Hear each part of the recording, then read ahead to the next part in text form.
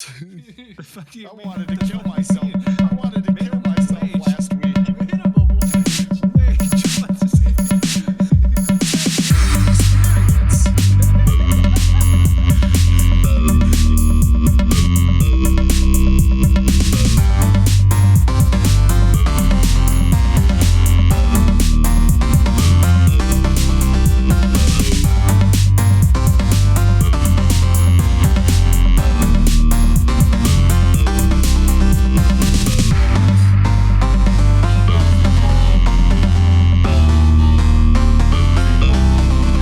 Hello, and welcome to Nerds Declassified Anime Survival Guide. Bing, bing, bing, bing. Back, and it's Platinum N. We gotta keep going. Yes. Chugga chugga. Super excited. But we are far from the end of this show. And it might be the highest currency in D&D, which is platinum. I want a divorce. You can't. The rank in TFT I'll never get. Yeah, exactly. We were kind of left with a little cliffhanger there last week, where we got the explosion going off on top of that tower, Yep. and us really not knowing. Yeah, kaboom! Right away. Kablow! I don't think they wasted really any time getting right into that kick-ass Dragon Ball Z style fight scene. I think. It didn't exactly. It had a decent build up. There was a pretty big build up for there. I don't know what you're talking The about. very first thing is, boom, we're back in the action, and you see Mirai freaking out, and then Yep. we see Mr. Patio Man. Mr. Patio guy. Patio man. Yeah. Gotta stand on the patio. Not outside, not outside. Just on the patio man. Look out. Patty. Here comes Patio Man. He's on Okay. Patio Man. But now Dealing he's with not on a explosions patio. and patios. For a second, I thought he was going to that great patio in the sky. That great gazebo up Hey. there. Great, 'cause nothing but mowed lawns and New Balances for everybody. Yeah. Yeah. For the second, I thought he was going to be looking down on the lawn of society from his great patio in the sky. Lawn of society. But he was not. He was actually falling out of the air at breaking speed. Yeah. Listen, Yeah. man, you ain't nothing but crabgrass in the lawn of society. Yeah, so he ends up he's falling out of there. He wore a blast suit. We are come to find that he was kind of prepared for this situation. Mirai grabs him in the epic anime reaching out hand. Let me Yeah, grab I you got and bro. save you. Using my super speed to grab you and everything. So Yeah, there was some movement going on for sure. The wings, I'm not sure what like the top speed is, but or if it's fast as fuck, boy. really fast. Yeah, something out here. There's a metric shit ton of speed.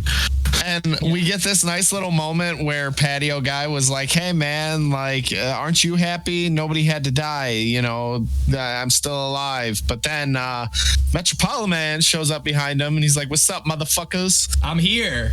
I'm here. I did. Which, holy shit, that was exciting. Surprise, shorty. Yeah, he came out basically looking to murder two more people. Well, I guess He was I don't know like- how many people it would be, but he sees two foes before him, and they're both armored up. So Yeah. identity is hidden. Everyone's safe. Yeah, he pulls up, white arrow pointed at him. He's like, what's up? He's like, I had this all planned, you know, to see if any god candidates were going to show up, and y'all did, so I'm going to kill you. And Mirai the whole time is like, dude, how could you do this? Like, don't you know what it feels like to lose somebody close to you, like your Yeah. family? Mirai gets He's really, like- he tries to like appeal to the Metropolitan's sense of humanity. which Yeah. big mistake. Like, big mistake. He's like, don't you know what it's like to lose somebody? He's like, yeah. Yeah, I know. I stare at my sister every night. Her dead body in the cryogenic freezer. They're like talking about the same thing, reaching back. I mean, I'm not sure who's. It's his sister. I'm not sure like how important she is overall. I don't know. Seems like just clearly she's very important because I'm pretty sure this is all like he wants to become happening just to save his sister. Because yeah, I don't know if it's necessarily to save his sister or to get revenge on everybody because his sister passed away. Do they say whether or not there's like a heaven in this? There's a heaven, no hell. Well, we saw heaven. Yeah, there's a heaven. There's no hell, and heaven is basically just space with like a bunch of angels. Yeah, so then, we saw what's current God. Yeah. Okay. So if there's a heaven, then what's the fucking big deal? Like, why? Like, What, it seems like an awful and they get to go to heaven. Yeah, this seems like an awfully big like ordeal to try and rescue someone when like if there's a heaven, there's an afterlife, and there's an afterlife, like, then he's just gonna see her then. Like, see, so this whole thing is just like they're just why not skip the fucking middleman instead of making this whole ordeal out of everything. So what Joey's saying is that if he was to discover this, he would instantly off himself. Wait, there's a heaven and no hell. That's it. I'm out.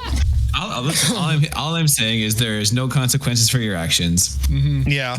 And you're guaranteed eternal life in heaven. So why the fuck are they so worried about people dying?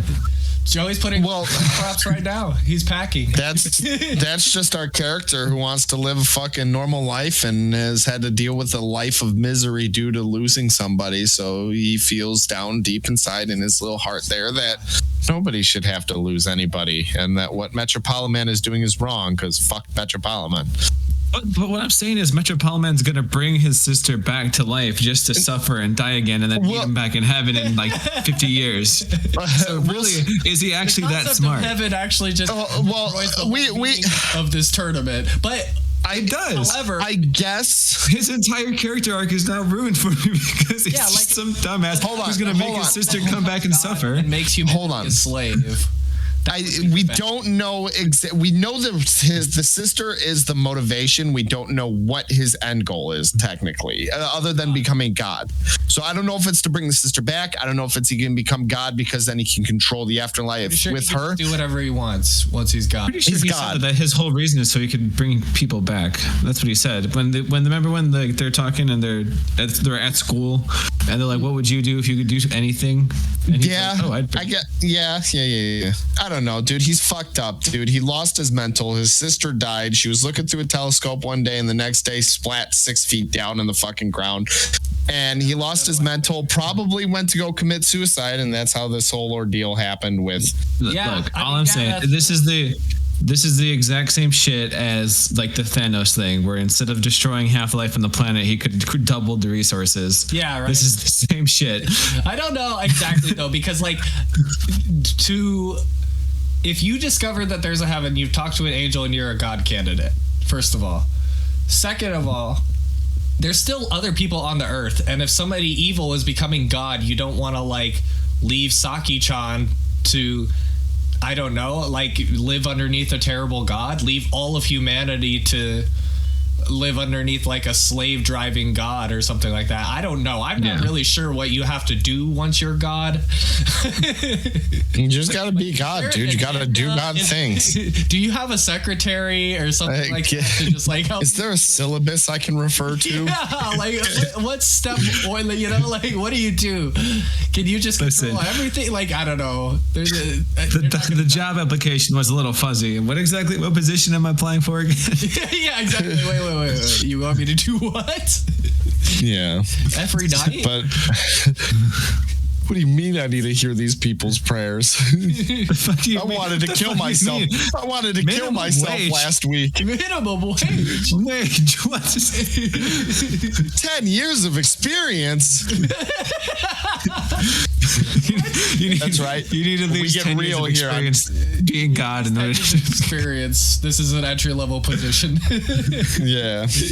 No, yeah. So he's our asshole friend here, Metropolitan, was like, of course I do. Like, you know, I've lost that. And then Mirai, you know, being the child that he is, was like, come on, you gotta like think about that. Like, how could you kill unnecessarily? And then Metropolitan Man, he's like, yeah, okay, I'll stop killing people. You know, I'll only kill God candidates from here out.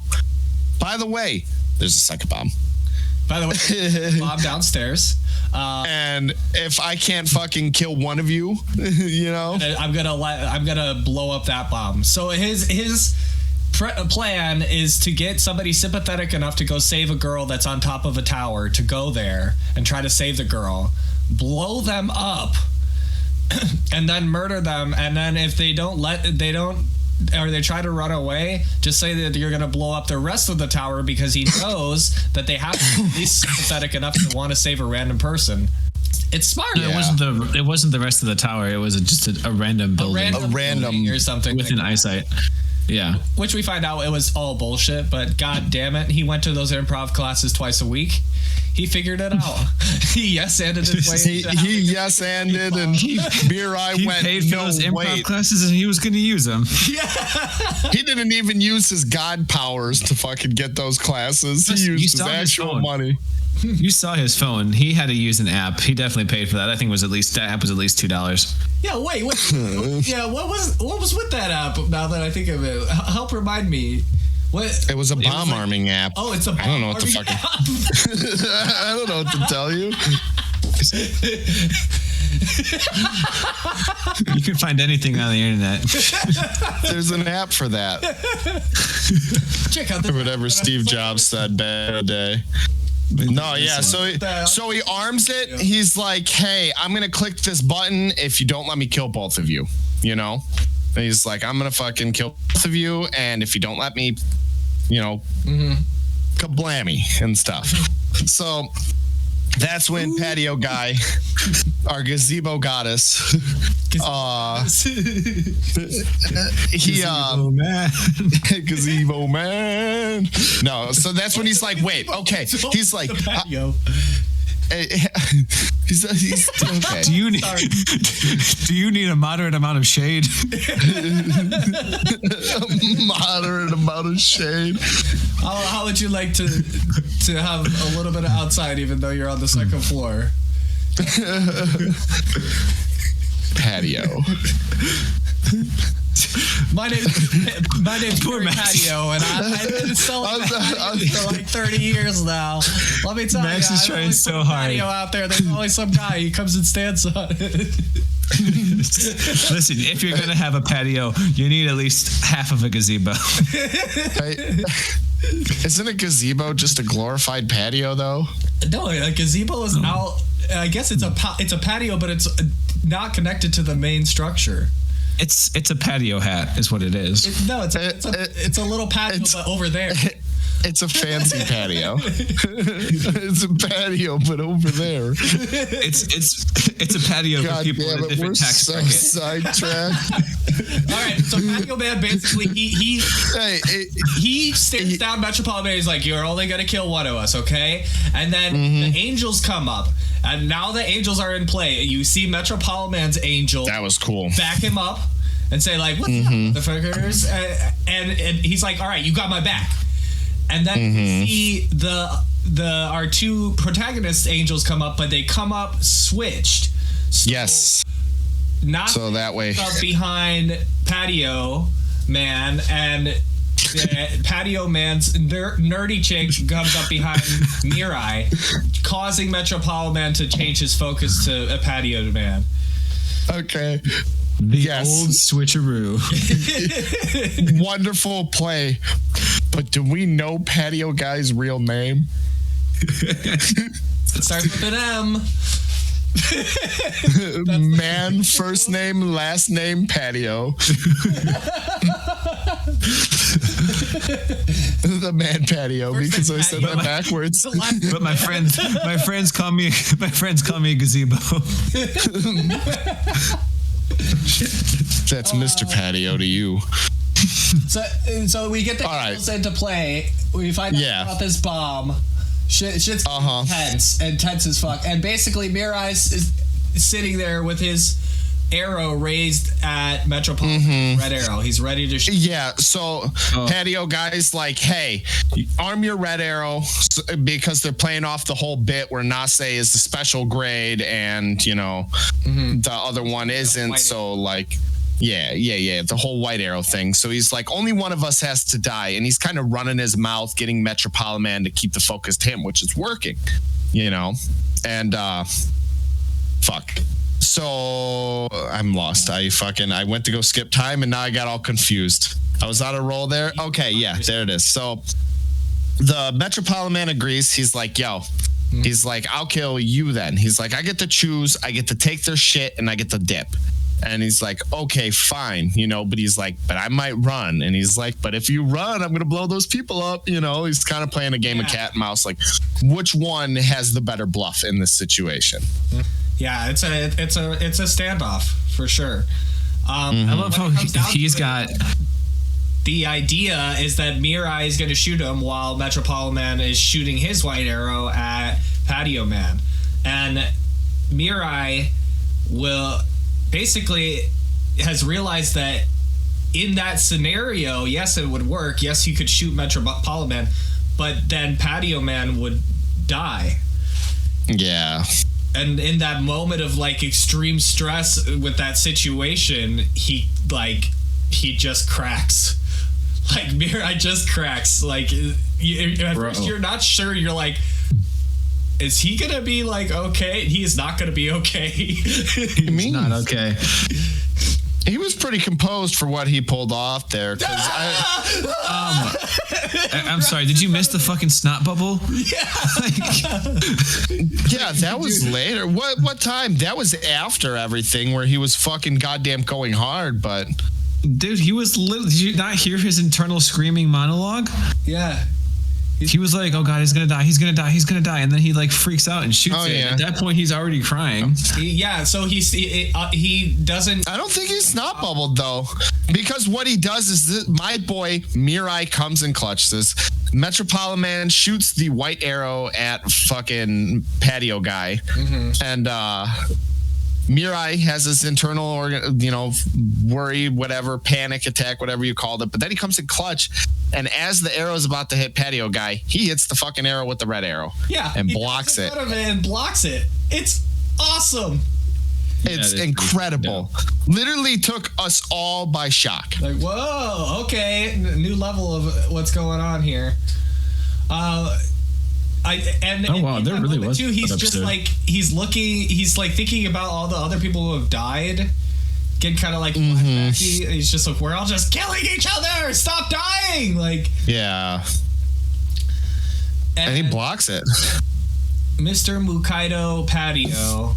Mukaido Patio. Does Patio Man have a red arrow or not? Yes, he does, because his angel was a special grade but got demoted a tier down because she was a fucking know-it-all. Yeah. Okay. So what he's got instead is a gun. And he's got two. So what he had a magical weapon that was guaranteed to stop him at least long enough for them to do something about it. And he decided to use a fucking gun.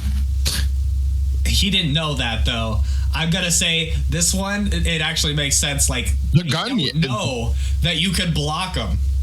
Like they don't. Well, in this, Otherwise, I think they would have been maybe trying to do that up to now or something, that you could block. Oh, my voice squeaked there. No, that definitely caught everybody, got off guard. But what Joey was saying, the reason that Patio guy went to go use a gun later on in the fight is, I believe that play is due to them not knowing whether or not he already has a red arrow inside of him. Yeah, and Patio Man's all for it. He's like, I just want to kill this motherfucker. Like, that's fair. Like, I'll do it. He's like, I'll shoot him. That's the hesitation. Yeah. No, yeah. So we get Mirai. Hesitate, bitch. But yeah, after that, the tables have turned. Metropolitan gets his shit blocked. And then Metropolitan starts shooting white arrows at Mirai because he's pissing him off. And we see... And that fight scene. Yeah. It's action time, babies. Like... Dude, Mirai actually taking charge here and chasing him down. The coolest part about this whole exchange is throughout the entire like series so far, it's always been shoot the arrow, shoot the arrow, shoot the arrow, shoot the arrow. Mirai is using it as a handheld weapon almost within this. And that's something that, like, seeing that was like, holy shit, okay, so like Mirai is going against the norm under this previous administration of God, you know? So like he's kind of like using it as a sword, and it's like, okay, this is dope because with his speed, we incredible good action in there.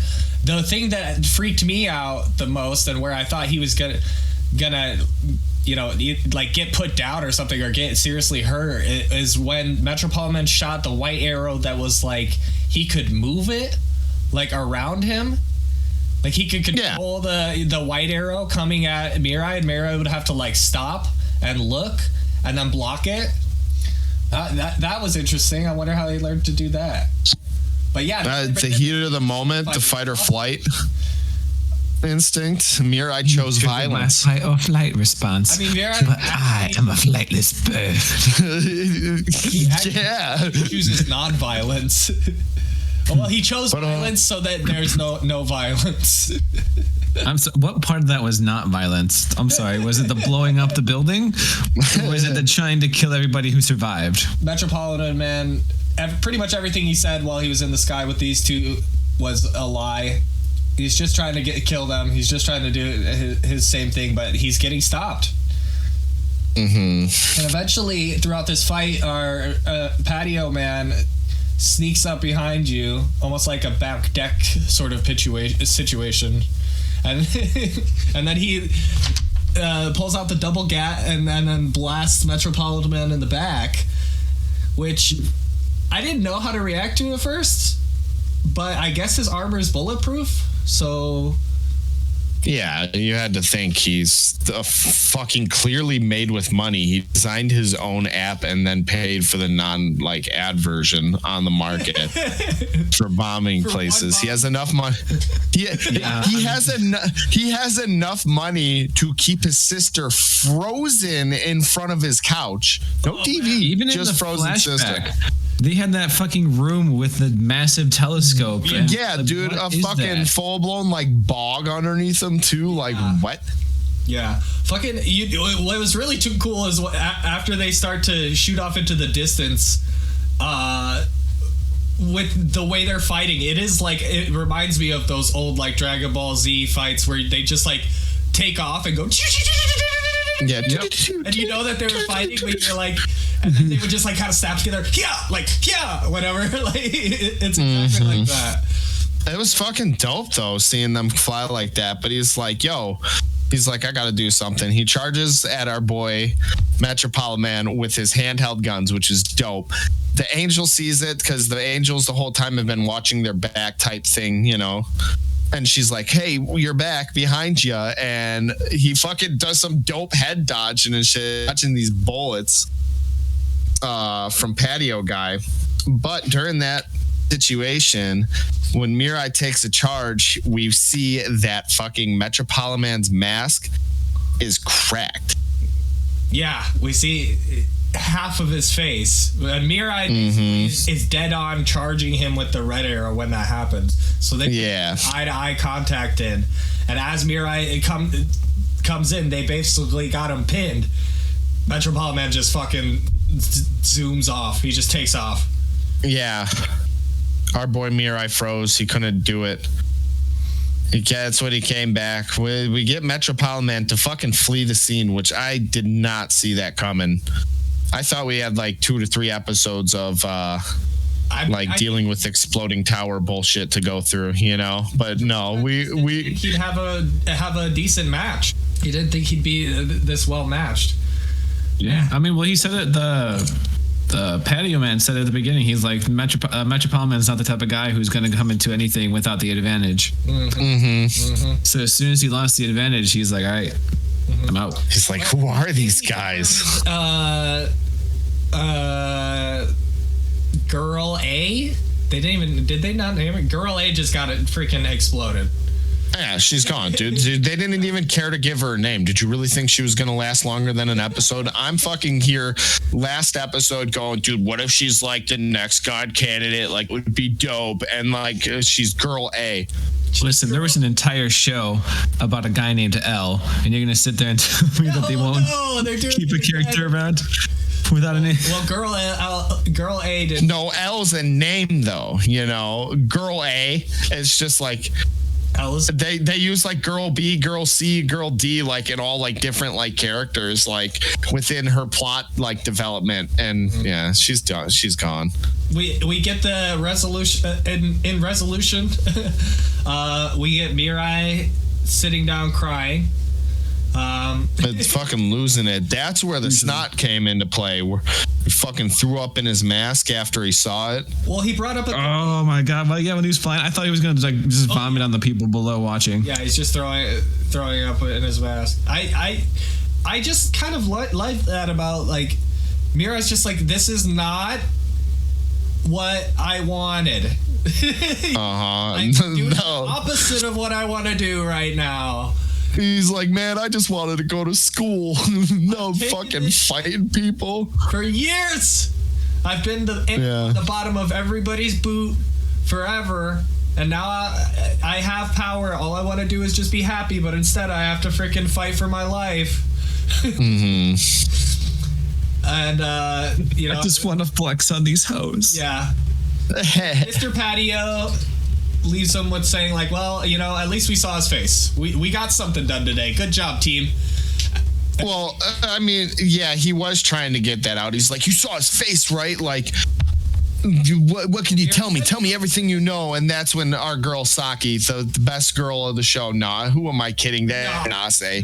That's Nase. Not even close, dude. This chick sucks. Boo. I love how she was like, he's bluffing, even though she had no fucking idea if she was actually bluffing or not. She was just ready to risk a building full of people. She's just like, he's bluffing. Like, dude, Nase, best girl, for sure. Angel has the ability to tell truth or lie, but she has to see your face, so she's full of shit. So literally, it was Nase saying he's full of shit with secret ability to tell whether or not he's full of shit or not. But she was full of shit. Yeah, Pixar, it didn't happen. Yeah, exactly. No, yeah. So that's when Saki comes in. She's like, hey, I think we all had a long day. That was quite a lot to have to like deal with. Like, maybe another time. Let him calm down, because boy is fucking losing his mind right now. He's like, dude, I just want to be a normal dude. Yeah. Meanwhile, he's fucking doing all this shit. But yeah, they got the win. Good job, team. Yay! It's like something happy at the end of the episode. They accomplished one thing. Listen, sometimes that's all you get. You know what? Go ahead. I don't know. I was gonna say a big feat. You know, a big feat. No, it's a big foot, Max. It's singular. God damn it. you know I'm all about hearing them feet steps. Man, getting fixed up. He definitely got some bullets through his mask. And he's getting fixed up by a doctor, which he ruthlessly murders afterward. I don't know why you would do that. Dude. Well, he did that. That's the most shocking murder of the fucking show for you guys. It's not the fucking 13-year-old girls. It's not the building of people. It doesn't make sense. He killed the doctor. No, like my favorite part. You need my favorite future. Yeah, you're right, but not that guy. That's what he gets for taking out of office hour fucking treatment, you know? I think he was doing it to cut ties so that way, like, they couldn't, like, shoot him with the red arrow and then be like, yeah, dude, I helped him last week, you know? But, I think, like, the best part about him killing that person there is he was like, I won't kill anybody like more and only God candidates. And then he looked at the camera. He's like, I lied about that. You know, he's so like, actually, I have to. Even though I was under the mask, I was full of shit. My promise not to kill anyone other than God candidates was a lie. I lied about all of it. And then he's like, damn, who are those guys, you know? It's like, flash up. What you couldn't see is I had my fingers crossed. Now, the next morning, we do get to see them going to school and being normal kids, which is like, hey, dude. You posited the timeline for this would have to be like, what, like a weekend? And then they're like... I was thinking it must have been like a crazy week, you know? Yeah, and they're back in school and... No, well, actually, it's been way longer because what? It's how many days for the red arrow stays active in you? Oh, yeah, that was like 30. That was a long time. So 30 days? So it's been like school. A month and a half, you know? They're back at school. Being normal kids again, besides Mirai. Concerned with their school, like at all, you know. They're not. It's not like the other animes who are just like, all right, we got our high school. What kind of shenanigans are gonna go on here for the next 2 seasons? The same shenanigans. Especially the same shenanigans like that show we just finished watching. Oh my god. Infinite Stratos. Yeah. For any of you folks out there that have seen that is some tomfoolery if I've seen it. But we get them at school and we get to see Mirai being a creep. You know, wearing a hood, watching Maki from afar, or Saki from afar. So fucking creepy. He's just staring at Saki. He's the only one not in his uniform. And he has a hoodie on, standing in the corner, just being... and Saki... Yeah, and... You like egg salad? You like egg salad? You want to buy some lungs? And then her friend's like, dude, that guy's creepy as fuck. And Saki's like, yeah, no, I can't fall for him. Something. Yeah, they have this little dialogue, and her friend's like, "Are you dating? There's a rumor going around. They saw you two together, you know." Mm-hmm. She's like, "I can't fall for him, you know." And kind of a thing to herself, and as well as telling her friend, like, "Oh, you know, I can't be with him, but like in reality, I can't be with him because we're going through this fucking craziness right now." Yeah, and himself literally to save me. Yeah. Which brings us back to the question, you know, like, what powers does the god have? Because, like, at the end of the day, if he's God, can he just be like, oh, all that didn't happen? Yeah. Yeah.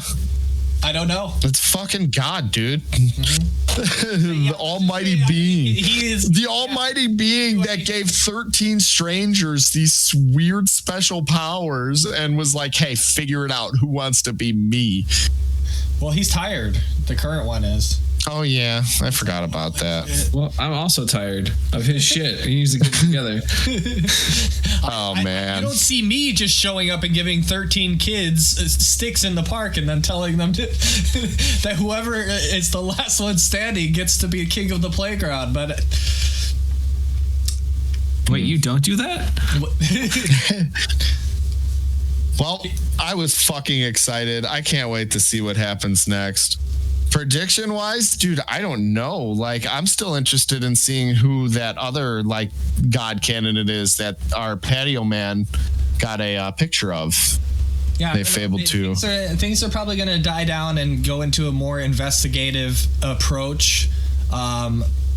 Because obviously, like, they've been super loud and they fought all of that in person, but it's going to be trying to figure out each other's identities, you know. And one more thing that I would like to know that like I would like to see coming up is are they like this evil Metropolitan and Mirai going to meet in school? Because I don't recall if they go to the same school or not. I don't think so. But like that guy doesn't know what Mirai looks like unless he can put two together through like a mask and a hood like that was him. But Mirai knows who he is, so like that'll be a cool relationship that we get to see. Yeah, I agree. Maybe. I don't know. Death Note, Ellen Light vibes. I don't think so. I'm pretty sure he's at like a rich kid school, and the other dude's at like a school pretty hard to get orphan school. I don't It's know. not even just about like there are a lot of schools where like you have to be in a certain tax bracket to even be considered, and I guarantee you that asshole is in one of them. Probably that rich motherfucker. Well, I knew I hated him. In conclusion, I still hate him. On to the next episode, eh? Yep, sounds good to me. My prediction is that I'm going to hate him. I'm still gonna hate Even him. more. Even more. My prediction is more patios. Bye. Damn. Woof. That was some family issues right there. You know what? That episode came out swinging for some pretty big issues. Mm-hmm. And I think they hit him off pretty well, you know?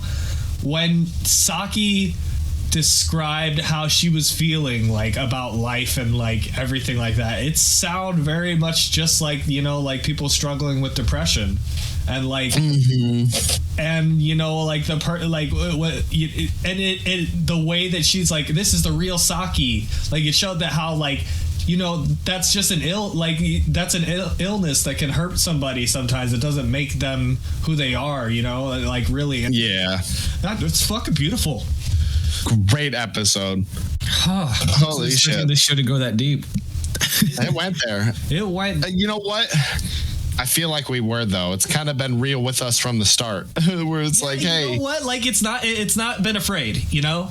It's highlighting some fucking serious issues, and that's what makes you enjoy it all the more, because it's like, holy shit, dude. Like, yeah, it's like, oh my god. I can feel that with those characters. I can. No, they were building them up to tear us down. Yeah, one of them's getting killed. Next, I'm ready to be hurt again. I'm not ready. I've been emotionally prepared since Sexy Gandalf. Well, I don't know. I feel like we're getting a side quest as far as after the end of this episode. That is true.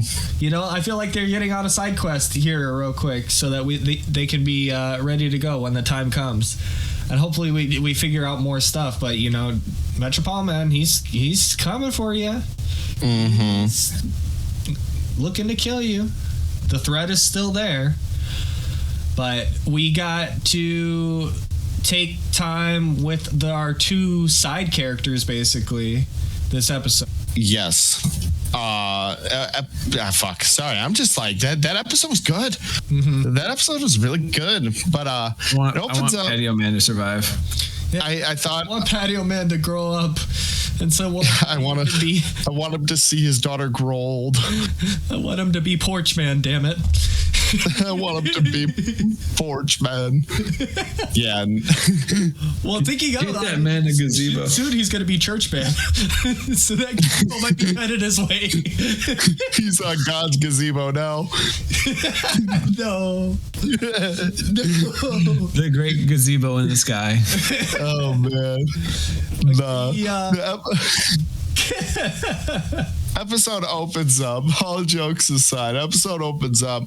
Gotta throw it out to Joey. We got into some more of those beautiful things that I love, where he was calling the list of all the girls dying was actually the fucking girls that he was like, I think these girls are ugly. Yeah. And list of people that were getting murdered by Girl A because of Metropolitan Man was because his friend just made an off comment where like, yeah, you could just kill the ugly girls so that there's only prettier ones. And then Metropolitan Man just low-key like did that. He did it. He's got his homies back. And his friend has put that together. I actually love that scene. That line is one of the most like human reactions to like figuring out. He's like, oh my god. He's like, this serial killer? It's all making sense. It's all coming together. What should I do? And he's like, all right, I'm just gonna pretend like I don't know any of that I'm just gonna act like nothing changed. It's like, right? yes, same, brother. I'm just gonna same. act like everything's all good. Like I was just What do you even do? Oh, and then we find out that Metropolitan he is in fact from a super rich military family. Oh Yeah. Or weapons contractor. yeah. It's hinted at his background, his family being more than rich enough to avoid or to create weapons and bombs and all that stuff. Mm-hmm. That's like their specialty. He's like from an arms dealer. Yeah. Or He's something. like, This ain't a scene. It's a goddamn arms race. He's like Batman. he's basically Iron Man. If he was Japanese and an evil person. Yeah. No, so it's definitely cool to get some background information on him. How they just kind of threw it in there too. How it wasn't like a big like serious thing. It didn't have to take much time. It was just all in this eternal dialogue where it's like, dude, my best friend's a fucking lunatic, you know. But then, I'm nothing but the fish shit to him, and then it shows the little fish. He's like, and a little dangler, and I was like, God damn. Yeah, dude, that guy actually got me going. It's so funny. I just love it. He has the perfect plan. And like I don't know any of the stuff that I just figured out. Nice. It's like, wait, I have an idea. Let's leave. Let's leave. Exactly. No, but we do see that the bullets did injure him and stuff because he is still bandaged going to school. And with that patio guy, he points out that like they might be able to use, I believe he managed to get some of the blood on him and use that to get a type, you know? Mm-hmm. So help narrow down their search for this lunatic. Oh, and Homegirl coming in clutch with we should look for dead doctors and dead surgeons. Well, yeah. Okay, so let's just get into that. This is kind of mostly Saki's episode. We just get to see a little bit, like we get a flashback with her and Mirai when they were kids. We get to kind of, we find out where she hasn't even talked about her suicide with her angel, Mr. Yeah. Hasn't even discussed it, but he tells us that she was going to die by running into the water in the middle of March. Yeah, like, cold as fuck. That is hardcore. Like jumping off a building, right? Like that is like, okay. I want this to end like quickly, right? No, I'm going to run into icy water and just keep going until I die. That's hard. That's determination, dude. Yeah. It's taking the polar plunge to the extreme. Yeah. But we find out no, it's even weirder because we find out Saki is something's up. There's something going on, and Saki's like, look, I gotta talk to you, homie. Yeah. But I need fast forward to the nighttime for that. And then we're sleeping together. All right. Yeah, her guy is like, her angel's like, nah, what are you talking about, Saki? No, what are you talking about? And Nasi's like, yeah, boy. He's like, yeah, dude, get it, Mirai? Like, I fucking love Nase. She's so great. Like, she really is the best character. Yeah. The way that she sets up Mirai, it's so awesome, and she's super cute while she does it. So she's the cool mom. You guys need anything? Snacks, condoms? Yeah. So I want you guys. Why do you think that Saki had to have him in her bed? Because she's like, I gotta tell him something. I gotta tell you something. It was just like a comfort and like an intimacy thing where like she feels safe and comfortable in her bed, like snuggled up there, you know. It was adorable when she was just with her single pillow, just tucking into the back of his shirt. Cute. Some well-needed character development. Yeah, you know. Before Saki was just a blank face. And like this episode did what it set out to accomplish. Like it helped you understand where she's coming from. And she confesses to, she's like Mirai, like I was part of like the people who bullied you Yeah. entire life. I was supposed to be your friend. And, you know, and after everything, I would not stand up for you. And I would, you know, Yeah. it's still like that. For She me. followed the crowd. But she goes and she says, the day we graduated middle school, I was going to find you and apologize. Well, the big thing too is we did get to go and see that flashback, that wonderful flashback on the day of their children. We got to see that play out, which fuck yeah, finally been waiting for it. Flashback. The way friends forever, Mira. Yeah. He finds to make fun of you in the hall. So that was a fucking lie. that was a fucking lie. No, yeah. So he finds the 4-leaf clover and he's like, check it out, I found this. And she's like, I'm gonna go find my 4-leaf clover, and can't. And she did. So Mira, she did not. Her that shit again. He gave it to her, and within that, he handed her the 4-leaf clover, and on top of it was a yellow ladybug, which is apparently the color of happiness. Apparently. Well, that's what Saki says later on. There's a yellow theme happening in this episode because... Well, yeah, she says that later on because Mirai said that to her. Yeah, no, and it's a yellow theme too because what is interesting, I think, is that Saki-chan, her rave gear is also yellow. In the end, Saki basically says, like, look, I still don't want to be alive. Like, you know, I feel like that, like, you know, all this sort of stuff. She's like, I don't feel like anything that has changed.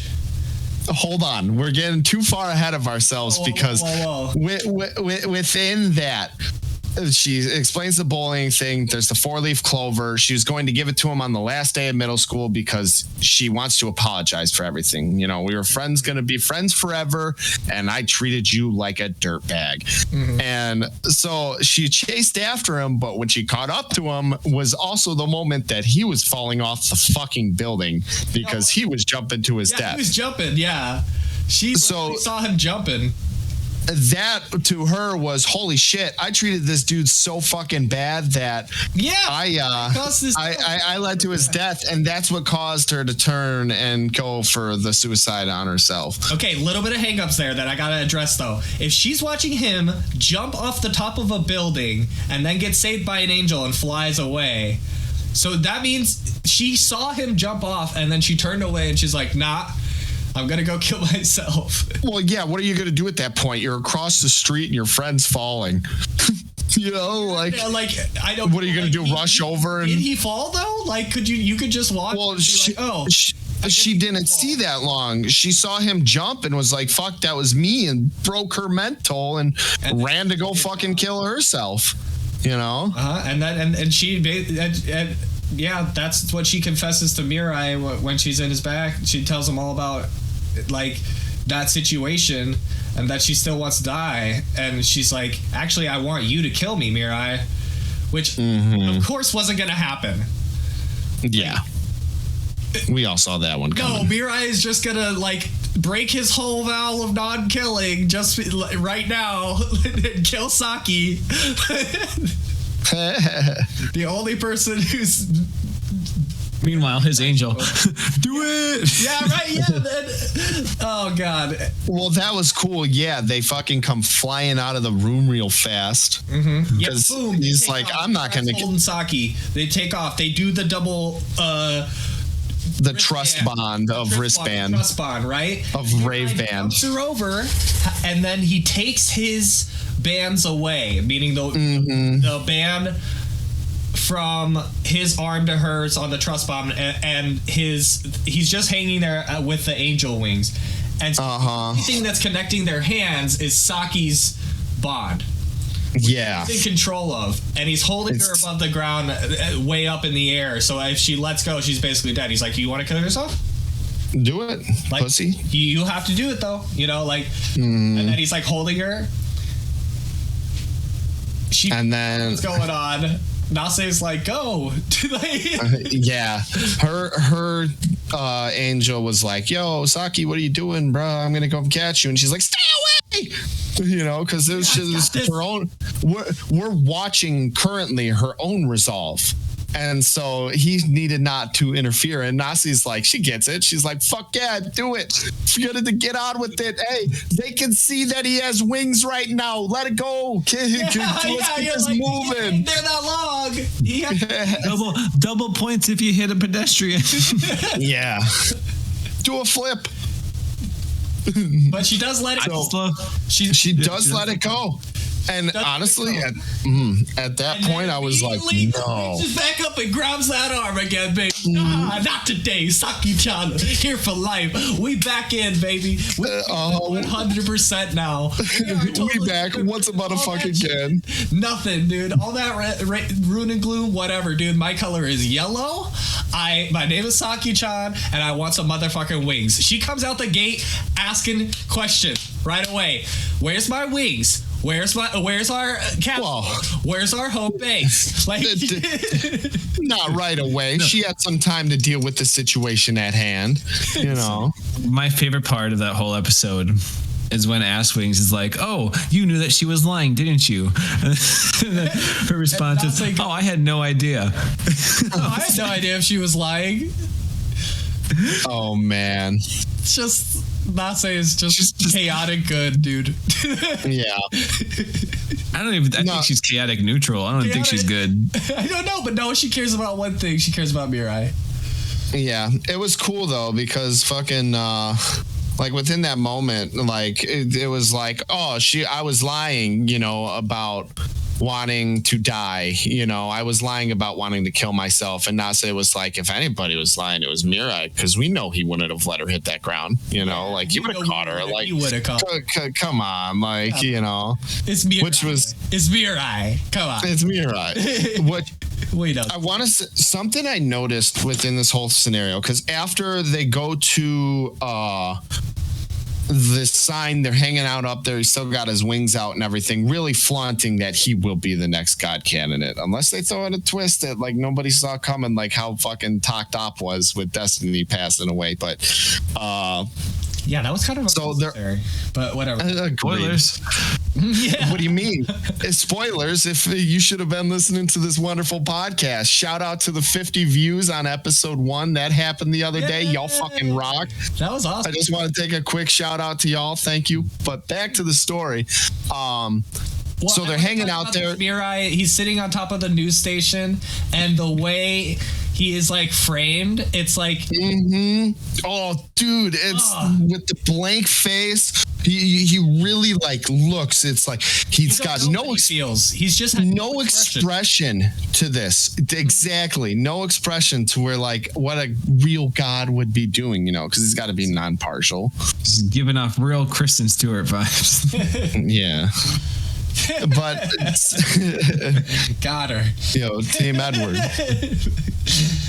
But anyways, so she's asking for forgiveness and stuff. The whole time he's just really this like just this blank. I don't blame you. I'm not mad. Like it's all gravy. I love everybody. You were my only friend growing up, and when my parents died, you abandoned me and bullied me for the rest of my life until high school.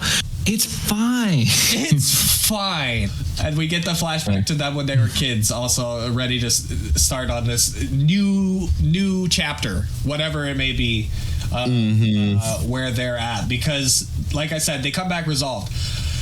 Joey, do you want to explain the B story of this episode? Yeah. B story? Yeah, with Mr. Patio. Oh, God. First of all, Mr. Patio giving off real big, like, abusive husband vibes when he comes back and meets his wife for the first time. He, his wife's pregnant, and he, backs her up into a wall and then smacks the wall trying to look cool. Yeah, it's super weird. Yeah, I was like, I wasn't sure. I was like, for a minute, I was like, oh God. I was like, I really like this character. He's turning into an asshole. Here we go. But then, the next morning, no, because we really don't know that much of him at this point. So it's all speculative. But then the next morning, they're having he comes down, the wife's cooking breakfast, and the daughter's sitting at the table and gives him a glass of water, and she's like, Dad, did you take your medicine? So he's like, yeah. And they're having a little pretty daughter father moment, and she's talking about how he's making her all these dresses for her piano recital, and then she talks about how she found her future wedding dress in the room. Yeah, so he made her future wedding dress, a wedding dress. And she's like, Dad, and she's talking about, I'm too small for a wedding dress. Why are you trying to get me married already? Just quintessential cute daughter moment, like cute. And then she's like, I'll just have to grow into the beautiful bride to match that perfect dress. And then you just see the mom start bawling, losing it in the fucking kitchen. Because the whole time she's turned away, right? And I'm either thinking things like, because of the scene that happened earlier where he posted her against the wall and said, like, don't question me about what I do. But she's sitting there back to them while this scene is happening, and you're like, okay, one of two reactions. Either A, she's gonna flip out on him and be like, what the hell is going on? Tell me what the hell is going on. Or she's crying, and it was the second one. Yeah. Yes. No, that was honestly interesting, because that whole scene earlier too that happened when he he did the aggressive, like, do you love me? She was into it. She was like, yeah, I love you. He's like, I love you and the kids more than anything. He's like, I'm saving the world. Because she was like, hey, like, we said we want to keep secrets. Like, where the fuck have you been during the day? Like, last week you were bedridden. Now you're fucking, like, out every day, the briefcase and all, you know? Like she could have reacted worse to that. When your husband's riddled with cancer, you got to be a little lax with what he wants to do. Yeah, but like the whole thing was weird, and then she was like, and then she tells him, he's like, I'm battling the forces of evil, blah blah blah blah blah, like just all this like so dramatic and serious. And then she's like, are you telling me the truth or making a joke, because I can't really tell. He's like, every day's a fucking fight. You wouldn't believe me even if I told you, darling. And so she's like, so what do you want me to do? And he's like, I want you to believe me with a smile on your face. Smile on your face. I was like, okay, wait a second. That's a little. Well, he said with this. Well, he was like, with a smile on your face, preferably, and then it was like, oh. But he didn't say it like that. He said it real like. He said preferably with a smile on your face. I feel Joey here. Like, it's not like 100%. Ideally, like, I'd like you to believe me with a smile on your face. Say, like, no, I was getting real domestic abuse vibes. Well, no, at that point, he had the caressed hand on the face. He's like, ideally, I'd love for you to believe me with a smile on your face. No, he was that's like, totally manipulative, Max. You're taking it like that, but what he said was straight faced at her. No, I just think they're real with it because he has fucking cancer, and they're like, hey, no more secrets. He's like, okay, this is what I'm doing, but like, you might not believe me, but shit's going down. Shit's going down. He definitely could have told her more, though. He definitely could have told her more. He could have been like, yo, you want to go for you want to go for an evening cruise? Because he has wings. Why doesn't he trust bond? Well, I guess she doesn't have it, but he's got it. It's fine. Because he doesn't want to. She doesn't even need to do the trust bond into the sky. There is that. She is also severely pregnant. And so he could be saving it, the emotional stress of that. He doesn't have to make her fly. He can just fly in front of her, and then all those things make sense again. Yeah. Okay. You're easy, but then you're right. Then he could be like, one day I'll take you and the baby for a midnight cruise, or some shit with the wings. I'm going to die. I stole all this shit from rich people with a red arrow. I was just trying to set you up. To be fair, do you tell your loved ones what's going on? Because this is some. You'd rather. This is some stressful shit. Bad thing. Like, you're like, oh, but he's, when you're watching it in the middle of the show, you're like, oh, he's doing it for his family, like, so that they'll have money or whatever. Yeah, I don't know. I guess we'll cross that bridge in a couple episodes once his fucking last breath is about to be done, and there's a secret conversation he had his wife. Joey just thinks that because we had this episode, it means that Saki and what's his face are gonna die. Which, no, I don't think. I mean, I think eventually both of them are gonna end up dying by the end of this. I mean, there's no way, because they kind of have to for him to become God. Yeah.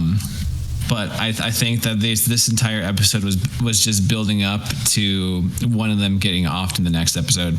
Okay. The way it ended, for sure, because we get a cool. We get him. I agree. Let that be noted. Hopefully, I'm wrong, but I just want to see him get that golden gazebo, you know.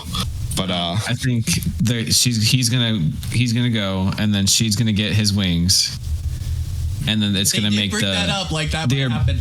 But I don't know what exactly the plan is with the angels. They were kind of vague about what they plan to do.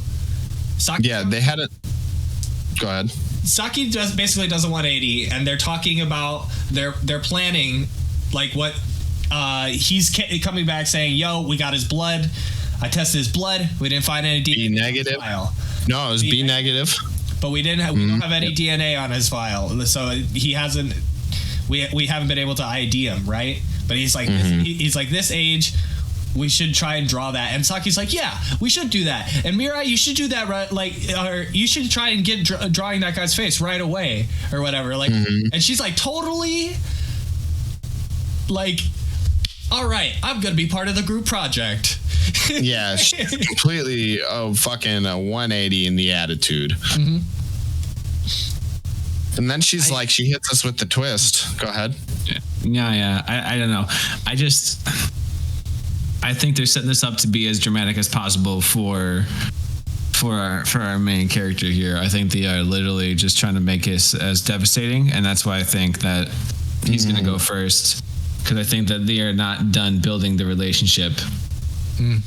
I think they're gonna be more fall in lovey. Yeah, and right. Like, what else is there to do with Mirai and this guy? You know, there's no chemistry there. There's nothing interesting if it's Mirai and this guy. It's got to be plus there's like this, like exactly. And there's this false sense of security, like, oh, he's not gonna die because he survived the explosion. He survived the fight. He keeps almost dying, but not actually dying. And I think they're gonna be like, it's gonna be just brutal, just done. Like, false sense of security, he's gone. My favorite quote of his is, "I can feel less cancer cells by the day." You know, like, come on, you know. No, it's cool though. I could see that happening in the way to progress, kind of what they were playing into, because like even Saki hit us with that twist. She's like, "I want wings now." By the way, like, how can I do that? She's girl bossing, dude. Yeah, dude, girl boss indeed. She's gonna shout out all you girl bosses out there.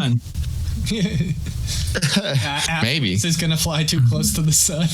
Listen, she's gonna girl boss a little too hard, and boom, Saki dead. No, I think Saki will get wings. I think she will get wings at least. There was 4 options for wings. There was I remember 3 right now. Somebody? Yeah, kill somebody, a god candidate, and take the wings as... Shoot them with a red arrow right before they die, and then you get it because you are the one that shot them first. You can ask the god that is transferring the body at the end. I think that was the 3rd option, and then there was the 4th option where...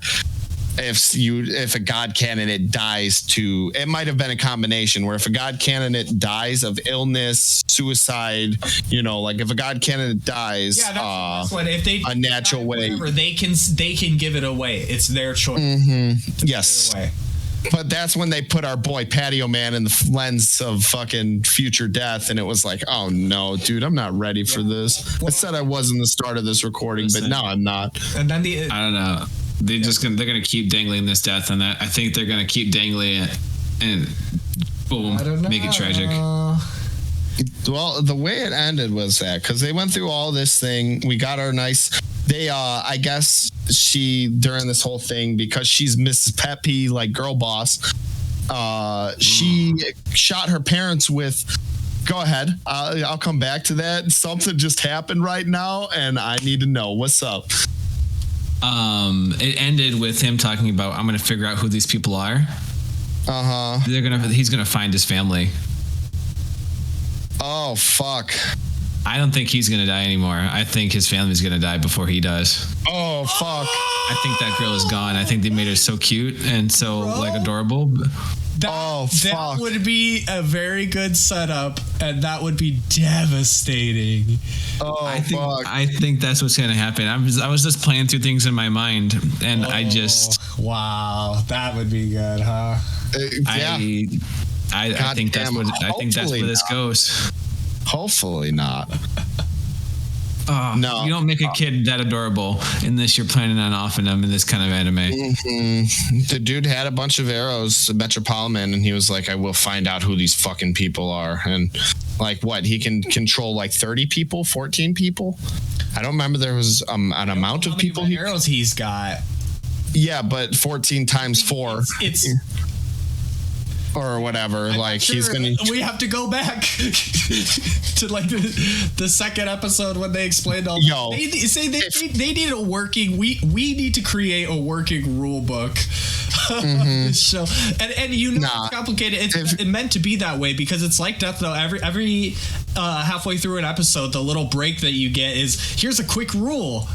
Oh yeah. It can either apply to something in the show or it could just be like they're gone really fast.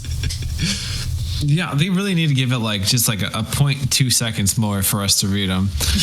Shout out to all of you who are catching that as it comes by. Leave it in the comments below if you're able to catch it and stuff. Let me know because I miss it. That would be tight. It would be interesting to know what they'll say, but I miss it. No, it goes real fast. It's on purpose. And I think we do this as a podcast instead of a typing review. We all read it like a 4th grade level here.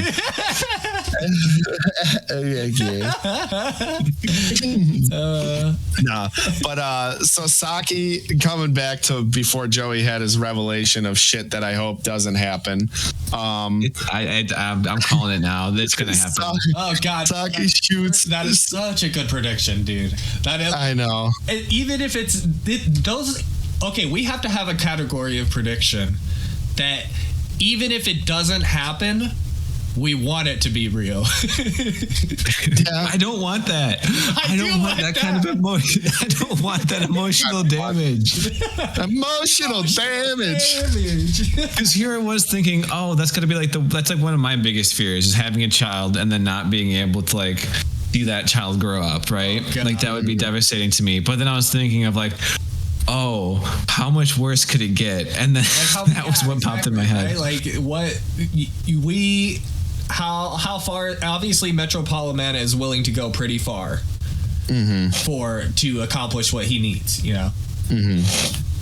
All right, but that's wrapping. Well, hold on, dude. We got some more shit that I'm trying to get to, but y'all fools keep on fucking interrupting me. Guess what? We going for an hour and a half this episode. What's up? No, to get back to the shit. Saki shot both of her parents with the red arrow and everything. Convinced them that she is responsible enough to live on her own, blah blah blah, whatever fucking goddamn shit she pulled to get that going on. So she actually bought a fucking church.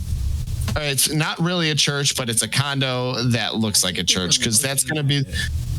No, I think it was an abandoned church. I think they're just moving into it. I think they're looking at it and they plan to just red arrow whoever to pay for that.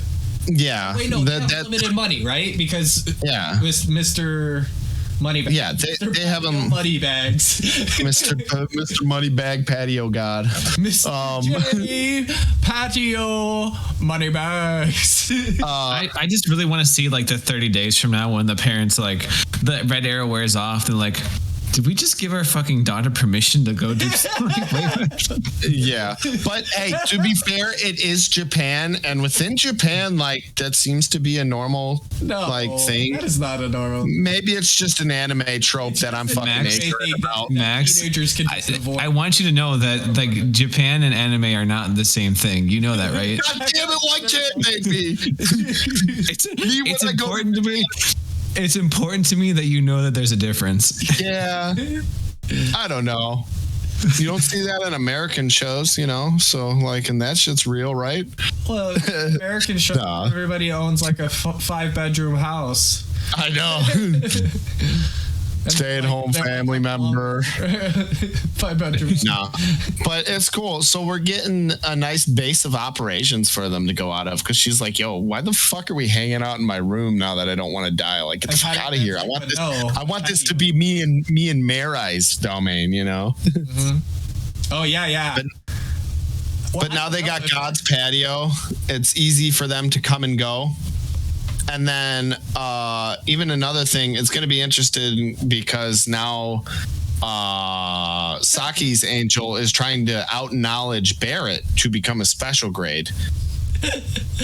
Church, a.k.a. God's patio. Church, a.k.a. God's patio. Let's go. Oh, God. That's where it came full circle. It's all coming together, man. Oh, man. Well, I swear to God, if this church has a gazebo, I'm going to lose my fucking shit. Well, I think that's why they chose it, because of like the openness of it, to where they can come and go easily as God candidates. Mm-hmm. Like, I think like they straight up pointed that out. I'm trying to look for it.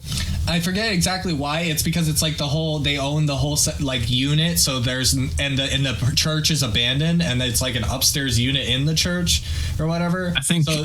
They don't have to worry about foot traffic or whatever. People noticing if they're gone. Mm-hmm. Oh, it's also like it's higher up, so they can see like the whole city from where they're at too. Yeah, so it's the entire top floor on the high rise. Wait, what the fuck did they say?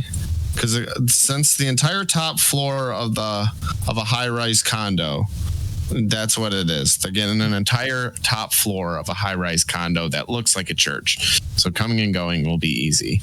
So they don't have to worry about like. The thing is that technically, if this was really Japan, on Saki's patio there would have been like 30 other patios left and right, and a bunch of people all there. And if somebody's just flying up to one of those patios and standing out there, people were gonna notice. Hey, dude, sometimes you gotta fucking deal with a little bit of bullshittery to make the story good, Rook. Don't be too picky. I'm not. If real Japan doesn't have children living on their own, then people don't have to notice when people are flying there. I just love the fucking sticking points for you guys. Like, here they are, the God candidates with angels and blah, blah, blah. But the things that bother you are like, no.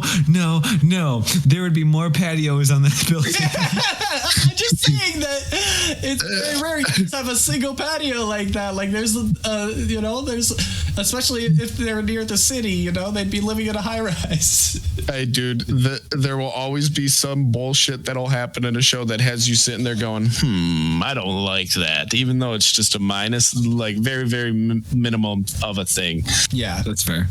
Oh, well, that's about it. We're heading over to the next episode.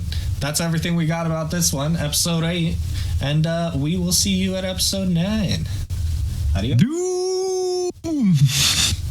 All right, what's up, good guys? This is Rook Roberts from the podcast you just got done listening. Just here to remind you that we're not doing 3 episodes this week because we got a lot to say about these 2. So I just wanted to wrap this up into a nice little hour-long segment, little chat, little discuss.